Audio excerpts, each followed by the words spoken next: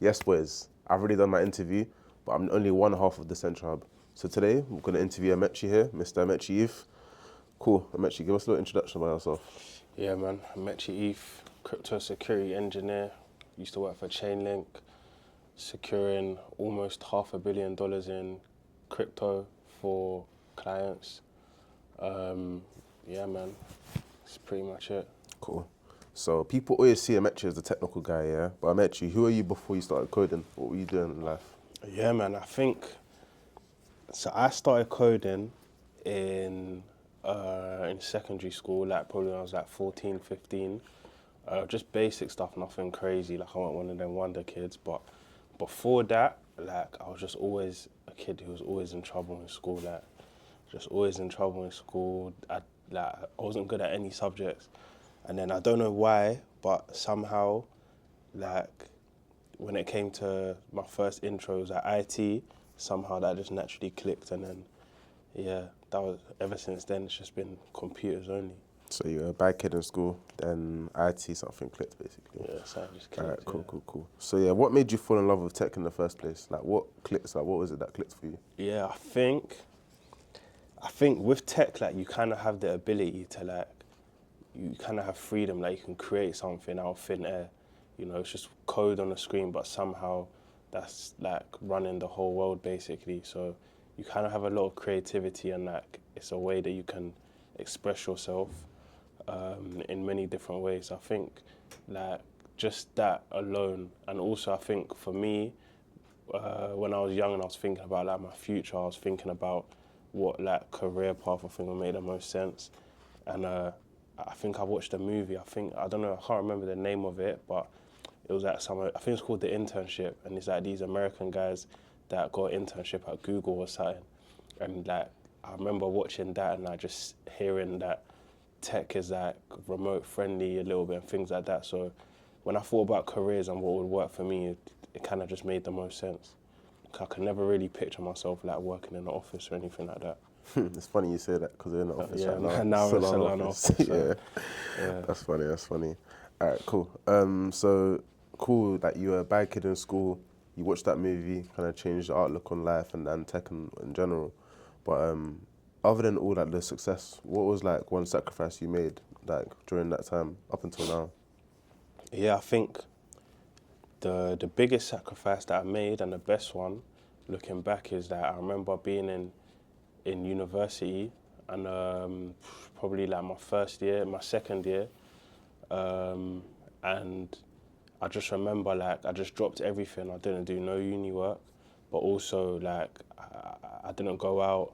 All my friends that I used to chill with at university, didn't see any of them, didn't speak to anyone. People used to see me around the university campus and be like, oh, like, why am I moving weird? And I'm like, bro, like, I'm just so locked in. The only thing that I was focused on was just, this when I first found out about crypto and I started learning it, all my focus was just on that. Even like, I used to work like, as a security guard, and like, if you know security guard shifts, like agency, like you do like 12-hour shifts in like football stadiums or shopping centers or whatever. And like every single place I went, I had my laptop. So even when I went on dem shifts, I'd take my laptop with me just to learn about like crypto, and yeah. So I think like that initial lock-in period was definitely the biggest sacrifice I've made so far in my life. But it's what allowed me to properly like get an advantage in the crypto industry. Yeah, that's mad because you normally see most people during that period of like university, like they're going out, partying, making friends and whatnot. Like obviously that's good to experience that, right? But at the same time, it's really good to just lock in because now you're kind of reaping the benefits of that, right? Yeah. I want to change like what we're talking about a bit. Right now, I'm focused more on like your mentality and like your mentality is like a builder and also someone that like has a community, right? So you've been in like the trenches of crypto, whatever they call it.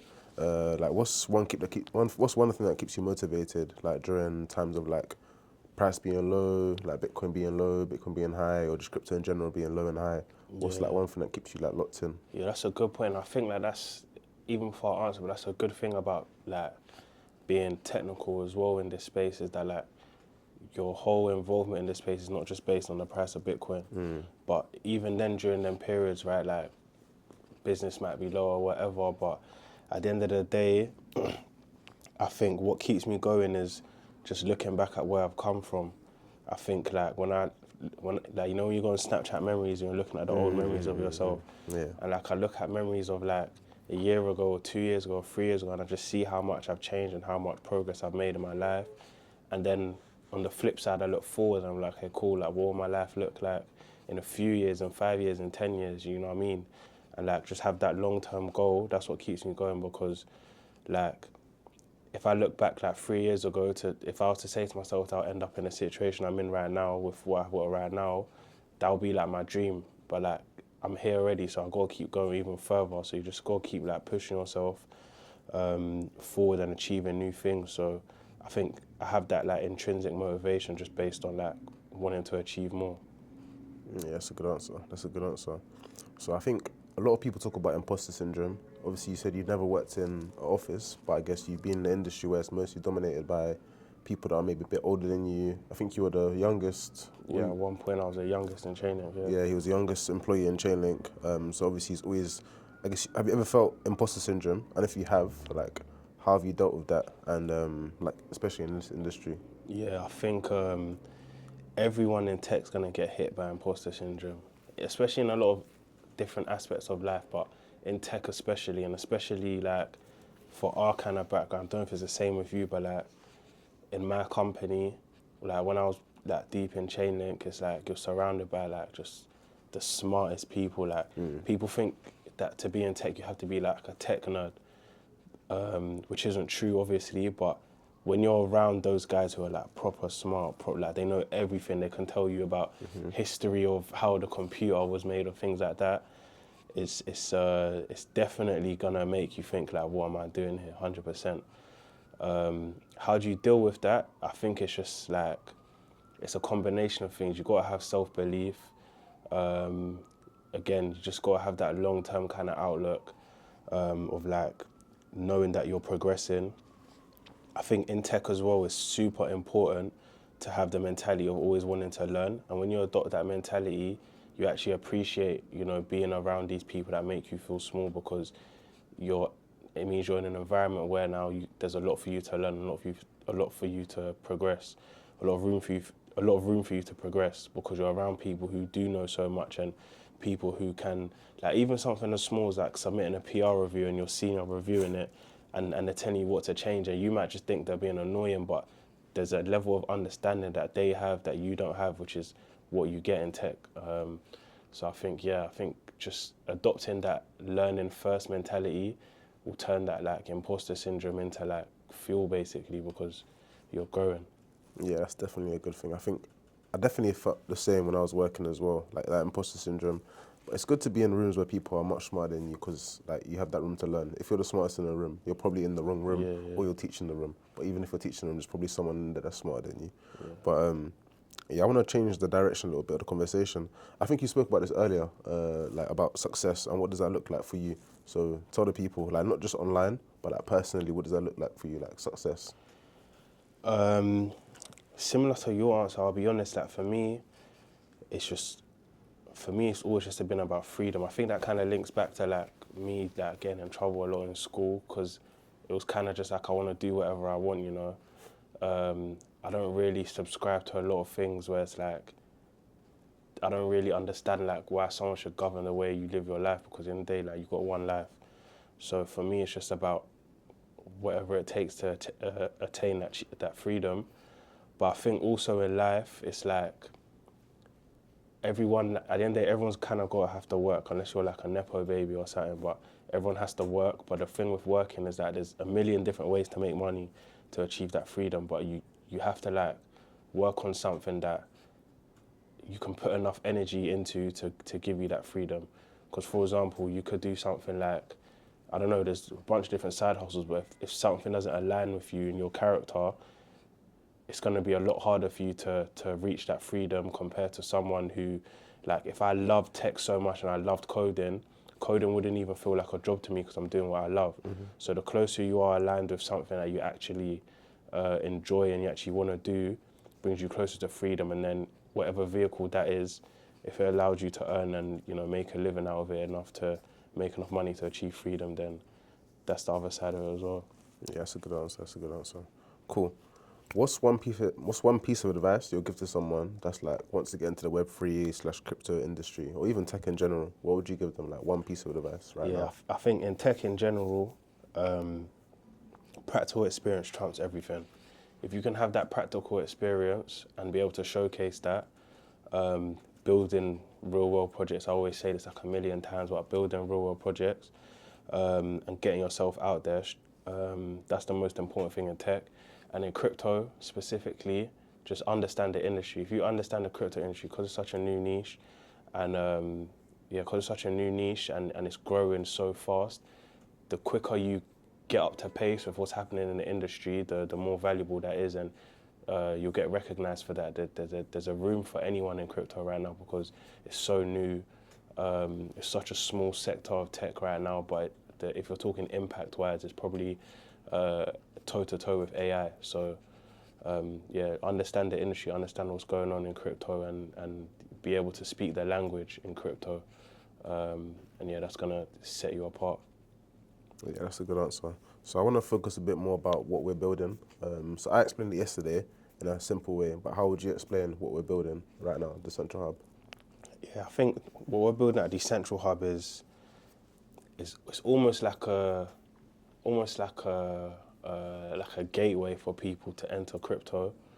Whether you're technical, non-technical, whether you want to build out a solution, whether you're an industry that wants crypto thought leaders and that thought leadership within your environment. We cover a lot of bases, but it's all about, bringing crypto solutions to real life and educating about crypto. And we do that in multiple different ways. So whether you're a student and you want to learn how to get a crypto job, we help you with that. If we run events at big institutions, teaching them about crypto, working with top companies, working with all these big institutions and educational institutions so that they can understand how to learn about crypto and what's real and what's not. I say that's what we're building. It's just like, basically we're going to be the biggest crypto community in the world. That's basically That's it. the goal. That's the goal. Yeah, that's basically what I said yesterday with a bit more seasoning to it. All right, cool. What's the biggest misconception people have about crypto or AI in general? Let's just say like that niche tech sector. That's a good question. What's the biggest misconception? I don't even know, what's the biggest misconception that people have? I think the biggest misconception that I see is that people think that you need to be technical to be involved in crypto.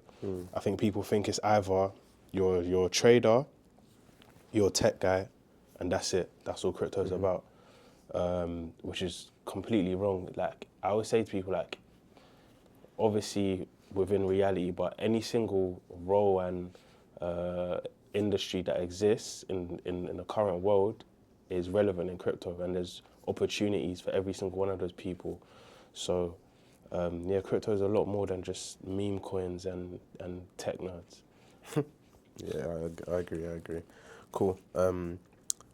So you called the Central Hub a tech community, right? You said that's what you called it, but how would you differentiate us, what we're doing here at the Central Hub, to any other tech community in the world? What would you say it is? Yeah, I think the good thing about crypto is that there's so much room for innovation, and we're a tech community, but we're basically filling in the gaps that every other community doesn't have, right? Like, so our competitors, so to say, do like one vertical, whereas we have all the verticals like covered, but not just in silos, that they all work together the way we have it. I could go deeper into that. Should I go like? Maybe give an example about like one of the students that came in and brought on board one of our Yeah, projects. exactly. So one of the verticals that we have, right? So obviously, we get clients within the crypto industry for development work and technical work, basically. But because we run an education pillar, what that actually allows us to do and what we've done is we've brought in students. I'll give you a recent example. We brought in a student who's in his third year of university right now, and we gave him the experience to work on one of our client work. And this is a client who is a tier one let's say a tier 1 NFT project, we'll put it like that, and you know, you've got this, maybe he's like 20 or 21, you've got this 20 or 21-year-old still in university with that on his portfolio. You know, what other community in the whole of tech, not even just crypto, but in tech in general, do you get those kind of opportunities? You don't get that. So that's one of the examples of the things that we can do. Yeah, that's amazing. That's a good way to put it. Cool. So let's fast forward a year. What's the date today? It's the 28th of October, 2025. 28th of October, 2026. What do you want to say? Like, okay, what do you want to see DeCentral Hub as in like a year's time? Yeah, I think we need to just get our name out there.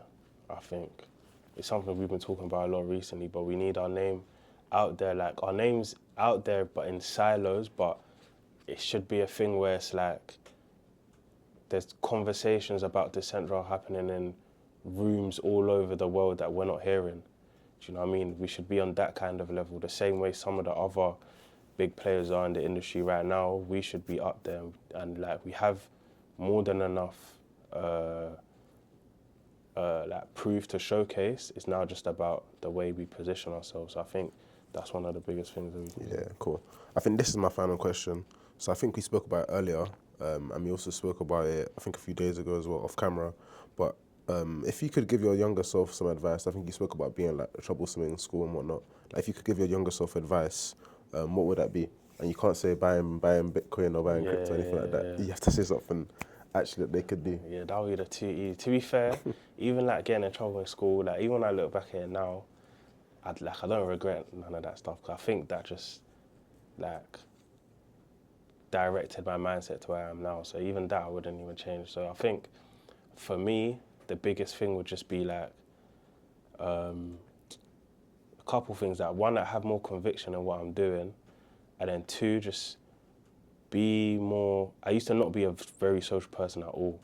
So I think like if I like came out of my shell earlier in life and forced myself, because there were glimpses, but like I always used to then just revert back into my shell. Like my original idea of life was like sitting behind a computer, like no one ever knows how I'm to be an anon but make money. And then that very quickly changed. So I think, yeah, man, just embracing the social aspects of life more earlier probably be my biggest advice. Yeah, that's good. That's a good point. Yeah, I think another thing would be buying crypto or buying Bitcoin back in like what, if you were like 2 years older, me and Amaechi would have been clear. That's what you were saying earlier. But yeah, that concludes the rest of the interview. I think it was really good, so I appreciate that. I don't know if you want to close off or say anything to them. Yeah, man, I just think like, I always tell people that crypto is a crazy opportunity, and I think no matter where you are in life, no matter what you're currently doing, crypto now is like buying property like 34 years ago. And think of the opportunity, think of the older generation, the way they used to talk about property. They used to talk about it like it was the greatest thing. And if you look at now, the people are 20, 30 years older than us. A majority of them who are very successful have some sort of dealings in property. And I just think right now that's the same opportunity that crypto is. And the good thing about crypto is that you can, it's not just an investment, right? We're not just talking about investing in crypto, but working in crypto allows you to get paid in crypto, gives you inside information within the industry that you can use to your benefit. So there's a lot more opportunities and a lot more ways for you to take advantage of this industry. So I say to everyone, like, get involved in crypto as soon as possible. That's a good answer. All right, guys, we're here in New York. I'm actually leaving to Dubai tomorrow, so yeah, gonna enjoy our last evening. But yeah, make sure you like, follow, subscribe to the channel and also to our personal channels as well. We'll probably leave them like here and like here as well. But yeah, yes, boys.